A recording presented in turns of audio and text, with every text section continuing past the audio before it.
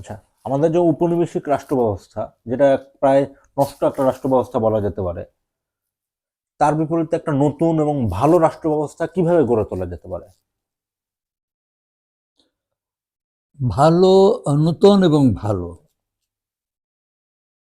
এই কথা, এই শব্দ দুটো অনেক কিছু, মানে অনেক কিছুর ব্যাখ্যা দাবি করে। নতুন একটা হচ্ছে, নতুন ব্যবস্থা গড়ার জন্য কিন্তু নতুন আদর্শ দরকার, ভিন্ন ধরনের কর্মসূচি দরকার। আর ভালো কিছু করতে গেলেও তাই, ভালো কর্মসূচি যেমন দরকার, ভালো দর্শন বা চিন্তাধারা দরকার। কিন্তু সেইটুকু, এই ভালো কথা যদি কেউ বলে, নতুন কথা যদি কেউ বলে, তাহলে কি তাকে বিশ্বাস করা যায় যদি সে সেটার জন্য যোগ্য না হয়, না, হ্যাঁ, হ্যাঁ। উপযুক্ত না হয়? সে যদি নতুন কিছুকে ধারণ না করতে পারে, ভালো কিছুকে ধারণ না করতে পারে তার ভেতরে, তাহলে তাকে কোনো দায়িত্ব দিতে, তার কথা বিশ্বাস করতে নাই। প্রচারক যারা, যারা ঠক, এই ঠক কথাটা তো বাঙালি জাতির ঐতিহাসিক একটা শব্দ, কিন্তু কথা বহু প্রাচীন কাল থেকে ঠক, যারা মানুষকে ঠকায়। ঠকাতে গেলে কি লাগে? মানুষের মন জয় করতে হয় মিথ্যা কথা বলে, নানান রকম ভাবনা, মানে ভান করতে হয়, যেটা মানুষ পছন্দ করে সেটা শোনাতে হয়, কিন্তু সে করবে ভিন্নটা। মানুষের কাছে তাকে আস্থা অর্জন করতে হয়। ফলে কে ভালো কথা বললো সেটুকুই যথেষ্ট নয়, কে কি করেছে সেটা হচ্ছে যথেষ্ট। কে কি করে, কারণ মানুষকে কাজের মধ্য দিয়ে প্রমাণ করতে হয় যে সে সৎ, বা সে নতুন কিছু করার ক্ষমতা রাখে, বা সে ভালো কিছু করার ক্ষমতা রাখে। এইটার প্রমাণ যতক্ষণ সে না দিতে পারে, ততক্ষণ তাকে দায়িত্ব দিতে নাই। নতুন কিছু করার, ভালো কিছু করার দায়িত্ব দিতে, ক্ষমতা দিতে নাই। দায়িত্ব মানে ক্ষমতা। এই ক্ষমতা হাতে পেলে সে এটা ভিন্নটা করবে। বিরোধিতা করবে, স্বাভাবিক। ক্ষমতার আগে বলবে এক, যেরকম ভোটের আগে যারা করে, বিশেষ করে আওয়ামী দলটা। লীগ যেমন ধরো, এটা চোরের দল। শেখ মুজিবের সরওয়ার্দী ছিল একটা চোর, তার সঙ্গে জুড়ে ছিল শেখ মুজিব। 56 সালে তারা এই পাকিস্তানের প্রধানমন্ত্রী হলো সরওয়ার্দী। তার আগে সে 56 সালে বোধহয় ওই যে সংবিধান যেটা তৈরি করেছিল, সেটা তো সরওয়ার্দীর দায়িত্ব ছিল। তখন কিন্তু পূর্ব বাংলার স্বায়ত্ত শাসনের ব্যাপার থাকলো না। অথচ আওয়ামী লীগের কর্মসূচির ভিত্তিতে, যুক্তফ্রন্টের কর্মসূচিতে পূর্ব বাংলার স্বায়ত্ত শাসনের বিষয়টা ছিল। যাই হোক, ওই তো কথা রাখলো না। 56 সালে এমন এক পাকিস্তানের কনস্টিটিউশন বানালো, সম্ভবত এখন এই মুহূর্তে আমার খুব একটা ইয়ে হচ্ছে না, 54 সালের একটা, সে ওই দায়িত্বটা নিয়েছিল আইনমন্ত্রী হিসাবে। তারপরে ওই তার ভিত্তিতে 56-তে একটা সংবিধান গৃহীত হলো। সেই সংবিধান পাকিস্তানে কাঠামোর মধ্যে পূর্ব বাংলার স্বায়ত্তশাসনের ব্যবস্থা রাখলো না। এরপরেও এরপরেও 21 দফার ভিত্তিতে এবং ইয়েতে, ওই আওয়ামী লীগের যে কর্মসূচি ছিল, তখন তার 21 দফা ছিল না, যুক্তফ্রন্ট ছিল না। 56 সাল পাকিস্তানের কেন্দ্রীয় সভায় গেল আওয়ামী লীগ, সরওয়ার্দী প্রধানমন্ত্রী হলেন, শেখ মুজিব তার সঙ্গে গেলেন, উনি মন্ত্রী হলেন। শিল্পমন্ত্রী ছিলেন, একটু মনে আছে আমার। আর হতে পারে দুর্নীতি দমনের একটা মন্ত্রী তাকে দেওয়া হয়েছিল, এটা হতে পারে, আমার ঠিক এই মুহূর্তে নিশ্চিত না আমি। কিন্তু সরওয়ার্দী প্রধানমন্ত্রী সেই সময় যে আওয়ামী লীগের কর্মসূচির কি দশাটা করেছিল সরওয়ার্দী, 6 দফা, পূর্ববঙ্গের স্বায়ত্তশাসন প্রশ্নকে অস্বীকার করলেন। বললেন আমরা অলরেডি এর মধ্যে 98% স্বায়ত্তশাসন পূর্বরাগে দেওয়া হয়ে গেছে, আমরা পাকিস্তানের কেন্দ্রীয় ক্ষমতা আছে না, আচ্ছা। আর কি দরকার, হয়ে গেছে। আর জোট, স্বাধীন ও জোট নিরপেক্ষ পররাষ্ট্রনীতির দাবি ছিল আওয়ামী লীগের পাকিস্তানের জন্য। পাকিস্তানের কেন্দ্রীয় ক্ষমতায় যাওয়ার পরে সরাসরি বক্তব্য হচ্ছে ওই যে থিওরি 0+0, 0+0+0 যোগ করলে 0 হয়, পাইছে না একটা 0। আর জোট নিরপেক্ষ যে এই স্বাধীন জোট নিরপেক্ষ যে রাষ্ট্রগুলো আছে এগুলো 0। তা আমাদের একটু শক্তিশালী যেতে হবে, হয় আমেরিকা নয় সোভিয়েত ইউনিয়ন, তখন তো দুটো শিবিরে ভাগ পৃথিবী মোটামুটি। তা আমরা এখন পাকিস্তানের সঙ্গে যাব। পাকিস্তান মনে হয় যে সিয়াটো তখন ছিল সিয়াটো চুক্তি, আরো নাম ছিল সম্ভবত বাগদাদকে কেন্দ্র করে, মানে ইরাক ছিল হেডকোয়ার্টার ওই সামরিক জোটের, এটার সঙ্গে থাকতে চাইলেন সরওয়ার্দী। শেখ মুজিব তাকে সমর্থন দিল। ভাসানী এইটার বিরোধিতা করলেন যে আমাদের মূল লক্ষ্য, আমাদের কর্মসূচি হচ্ছে স্বাধীন জোট নিরপেক্ষ পররাষ্ট্র। এটা অঙ্গীকার করে ক্ষমতায় যাওয়া হয়েছে। ভাসানী তো ক্ষমতায় যান নাই, উনি তো আর ওই পাকিস্তানের মন্ত্রী হন নাই, উনি কখনোই ওইভাবে ক্ষমতায় যান নাই, তিনি অভিভাবক হিসেবে কাজ করতেন। ভাসানী আওয়ামী লীগের সভাপতি, উনি এটা বিরোধিতা করলেন যে আওয়ামী লীগের কর্মসূচির প্রতি এটা বিশ্বাসঘাতকতা করা হয়। কে শুনে কার কথা? ভাসানী বাধ্য হয়ে তার গড়া আওয়ামী লীগ ছেড়ে দিয়ে উনি ন্যাপ করতে বাধ্য হলেন, ন্যাপ করলেন। হ্যাঁ, বাধ্য হয়ে উনি বেরিয়ে গেলেন আওয়ামী লীগ ছেড়ে এবং ন্যাপ ন্যাশনাল পার্টি গঠন করলেন।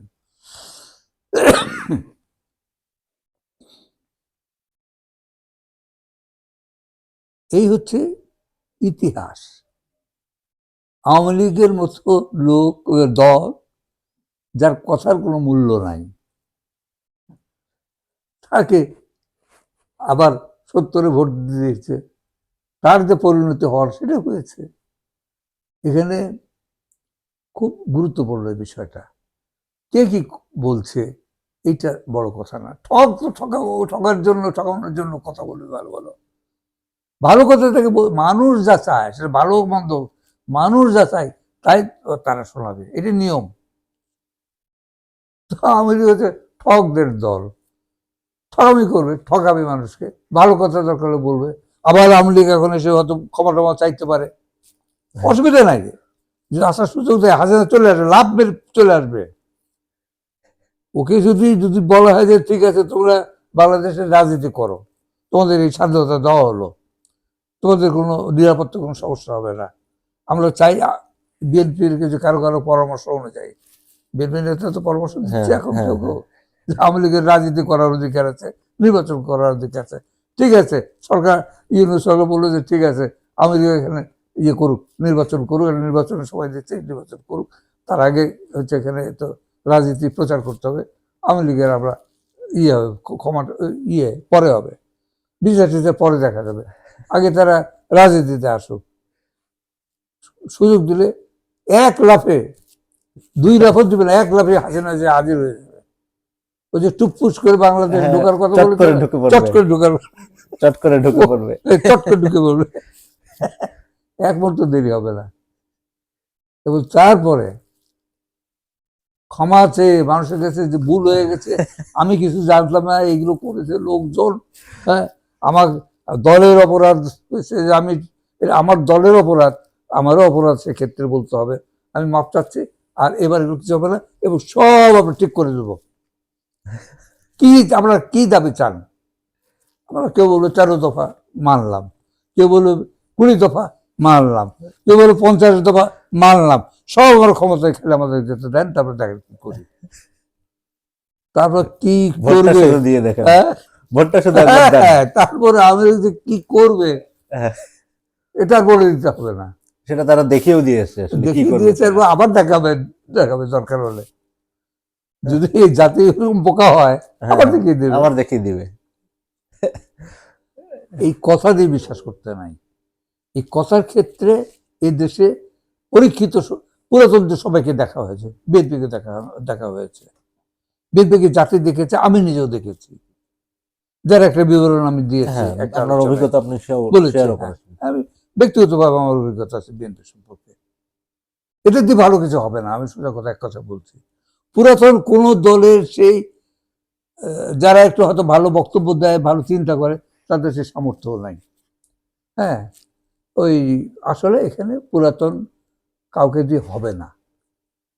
যারা পারবে তারা জন্ম নিয়েছে, তারা দাঁড়িয়েছে, ছাত্ররা।